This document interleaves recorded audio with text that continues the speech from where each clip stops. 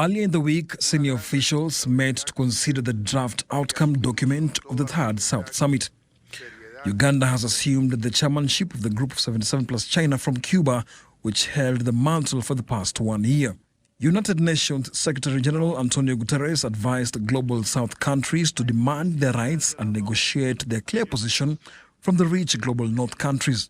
Today, you are the largest grouping of the global South, representing 80% of the world's population.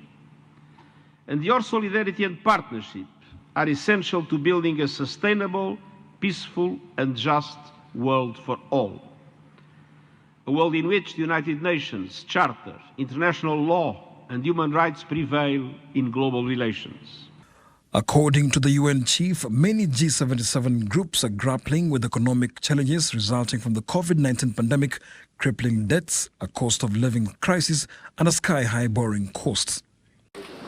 Chinese Vice Premier Liu Gozhong emphasized the need for global South countries to be more assertive with the shared common interest borrowed from BRICS, which realized the historic expansion that strengthened the momentum of solidarity and cooperation among emerging markets.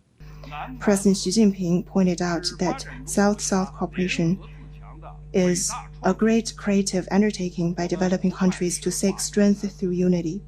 We have been deepening South-South cooperation, advancing North-South dialogue, and standing together in international affairs.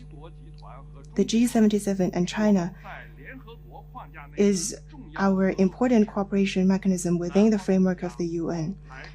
Countries of the South have also created such platforms as the BRICS and the African Union to send common messages and uphold shared interests. The unjust and inequitable international political and economic order from the past continues to have lingering effects. We need to renew our efforts to forge a united, equal, balanced, and inclusive global development partnership and build a community with a shared future for mankind. The G77+China summit will close its curtains on Monday with plenary sessions from heads of state and government and heads of delegation, with new adoptions expected. The group of 77 also makes statements at various main committees of the General Assembly, other subsidiary bodies, sponsors and negotiates resolutions and decisions at major conferences and other meetings held under the United Nations dealing with international economic cooperation and development, as well as the reform of the United Nations. Mudimba, CGTN, Kampala, Uganda.